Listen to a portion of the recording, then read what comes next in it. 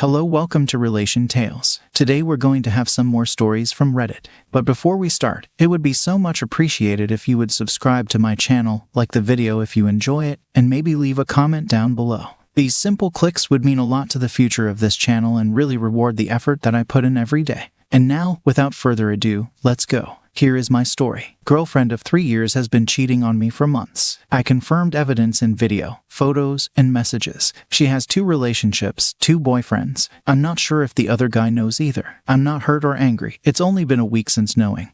And she suspects nothing and treats me as a boyfriend. There's one thing we are tied into right now financially, and I'm trying to get out of it, which will take time. Her family knows about the other guy and hid him from me. I'm just trying to understand why she hasn't left me. I don't owe her anything, and she owes me nothing. She doesn't receive money from me or vice versa. All I provide is the boyfriend part. There's no point in being in a relationship with her, and yet she lies to me through her teeth to continue the relationship, as if I'm the only guy. I don't understand why she needs me. Advice needed. Ask for advice and you'll get it. First up, look for the term cake eaters. You will have your answer. Next piece of advice. You don't think that she gets some kind of joy thinking that she's outsmarting you and maybe the other guy too? Phil replied, I believe so. I can't find any other reason besides her being selfish and enjoying the non-consent double boyfriend idea. Someone else adds, she's trying to keep you as a backup plan if things don't work out while she tries to find something better. She wants to explore her options but wants to make sure that she still has you, which is not fair to you at all. I say start cutting her out of your life and stop doing any of the things you do for her.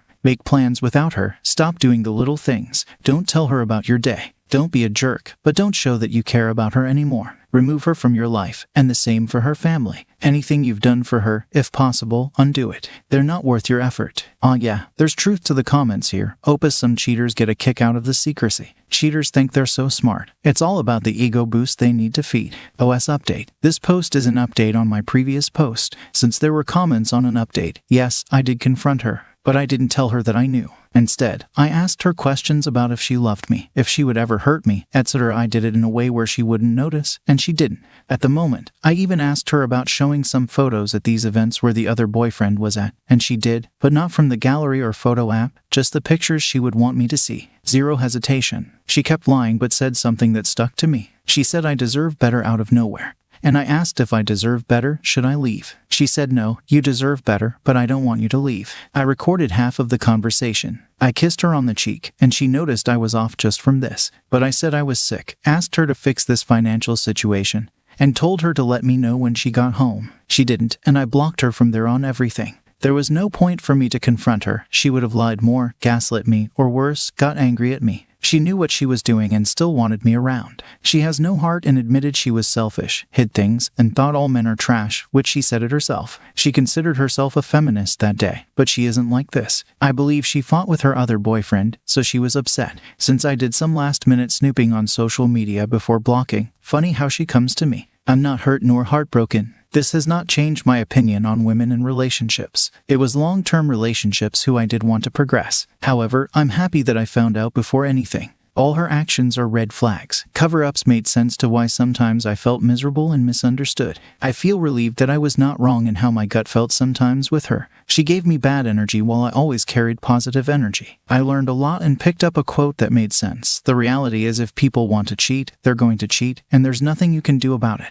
Weak, insecure, and disloyal people cheat. Strong, confident, loyal, and healthy people communicate like adults to work things out when their needs aren't being met or they're unhappy. Coach Corey Wayne. She never communicated her issues, I did. I hope this post may be a helpful tip or information for any of you, and I wish you the best of luck. Let's see what the community thinks. First up, it's funny how the old ghost and walk away and never look back works so well with cheaters because no matter how you look at it, they know exactly why they got ghosted. The realization will hit them when they find nothing goes through, the calls go straight to no answer, and they can't see your socials anymore. Is all the message that they need. And you know the first thought through their head will be, oh, confronting is for Hallmark movies and sop internet memes when someone knows what they have done. The betrayed owe it to themselves to just simply ghost. Walk away and never look back is the best option. Someone else adds, no need to confront her, but you should let the other guy know. He deserves the agency to make decisions based on the truth, just the same as you. Dop replies, I think he knew his goal was to take him from her, what I captured and saw. However, he didn't know she was still officially with me while dating him officially and becoming exclusive. She didn't want to lose both sides. I have zero intention of letting him know. He will find out and he will cause problems for her. Another user adds, the instant she told you that you deserve better was your opening to ask her why she is saying that. She might have broken in that instant honestly, but you did not take the opportunity she was giving you. You unpicked the wrong dinner once again. And it will keep happening until you finally learn to find out who it really is you're dating. Trust is mostly fine but way better with simply verifying if it is actually true or not. I bet she has cheated in the past and it is who she has always been. Ghosting her was exactly the thing to do. Now work on fixing your broken partner picker. Dop replies, nope, I did ask her why she said that. And I got the same exact thing that I expected to hear, a lie. I don't have to reference it here since it's not important. I did choose the wrong girl to be with. I said there were red flags and things I noticed to which I asked her, and I always got a response. She knew what she was doing, and I'm sure she's done this in the past. Gladly, she never asked for money or small favors, but never anything big. Everything from romance to sex life was normal, as she described, happy and comfortable. We were not sexist or fighting. It was a basic relationship that I missed to see the signs of oddity. My gut knew, but my brain said wait and see. Now I know and will vet my partners properly after this experience. Oh yep, there it is. She says she thinks all men are trash. So right away she thinks she can outsmart you. She definitely gets a kick out of causing pain. She's a sick person who needs to hurt other people to make herself feel better. Simple as that. I'm sorry, Opus, you definitely deserve better. What do you think? Up next, some serious daddy issues. I might not be my dad's child. I don't know if this is allowed here, but I could really use some advice from this community. Background. My mom, at the very least, was emotionally cheating on my father for at least 25 years. Of my 3 biological siblings, I look odd to the point that an ex of mine said, "You're probably a milkman's baby because my features are so drastically different than my siblings." My mom has always said that it's because I look like my great-grandmother on my grandfather's side. My mom left my dad, blaming him entirely for her misery, in around 2019, saying she regretted all 28 years of their relationship. My dad asked if she regretted having their kids, and she didn't respond. She later invited me out to a lunch date and explained herself to me, telling me things that my dad had previously told me in confidence because he needed someone to talk to since he doesn't have many friends. She lied about trying to get him to go to counseling, lied about having tried to talk things through, lied about warning him when she left him. She was already dating her ex of 30 years prior and lied to us about it. She stayed close friends with him and his son because his wife cheated on him with a very popular musician, celebrity that she left him for and stayed until said celebrity died. During that time, he was living with us and his young son, and my dad was working for months at a time overseas. I know for a fact that they'd often been alone together because his son reached out to me when he found out that our parents had gotten back together and told me that he had a horrible realization that he could remember times where they'd be alone together during that time frame. The divorce process between his parents was vile, to say the least. His mom used the celebrity money to endlessly fight his dad for 100% custody until he was flat out broke and had to give up. I found out that I actually arrived a month late, and that the ex has always thought of me as the daughter he never had, even gave me his first electric guitar. I didn't think about it too much when I was 13 and he gave it to me, but now that I'm an adult, it's so weird that he'd give me his first guitar. Current issue. There are so many red flags that I haven't gotten to, but at a recent doctor's visit, I found out that my blood type was never on file, which could really only happen if my mom hadn't added it to my records when she had me swapped to my current doctor, as they don't have my childhood records. I asked my mom what my blood type was, and she said she didn't know. She never had my blood tested. My mom's blood type is O, meaning that it would be standard practice for my blood to be tested at birth. Another red flag is that my mom banned me from getting my ancestry done. She said it was because my older sister had already done it, and that was good enough, even though siblings can have drastically different DNA profiles. I'm absolutely terrified that I'll find out that my dad isn't really my bio dad. I love him to death, and he's already been through so much in the past 3 years because of my mom. I can't just ask my mom because she'll never give me the truth in every situation. She's always the victim. I want to tell my dad all of this, but he's still having a hard time grappling with the fact that my mom has never been a good person and had been using him since day one for his money. If we find out that my dad isn't my bio dad, should I tell him? I'm worried about how it will affect him since his work has already been turned upside down so many times. And I'm worried that he won't want a relationship with me or resent me. I've been avoiding this for a while, and I'm wondering if I should just bother and leave it as is and not get my blood tested.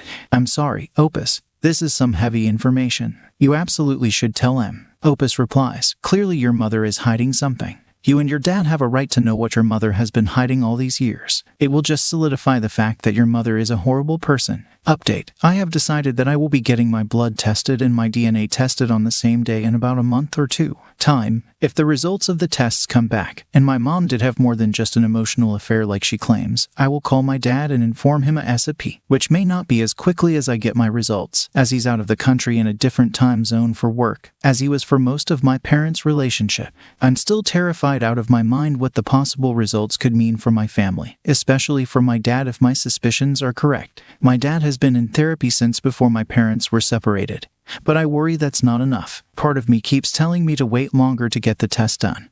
But I think if I do this later in life, it'll end up pulling open an old scar and just making a whole new wound. A bit of a rant. I recently found out that my parents' divorce is now finalized as of this year. My mom was dancing around, leading my dad on that she might still change her mind about wanting the divorce for years, which kept him clinging to that hope. I found out more about the things she's done that caused my dad damage, and he still loves her and hangs on to hope that still, one day, she might come back. I know that even though she swears she didn't cheat physically, I'm sure she, at the very least, conspired with her ex that she would leave my dad and get back together with him. The separation and divorce came less than a month after my mom took a trip with her ex to a concert. She swears nothing happened, but she's lied to get her way since I was young. And she keeps singing this tune even though my dad says he believes her and no one has questioned her on it.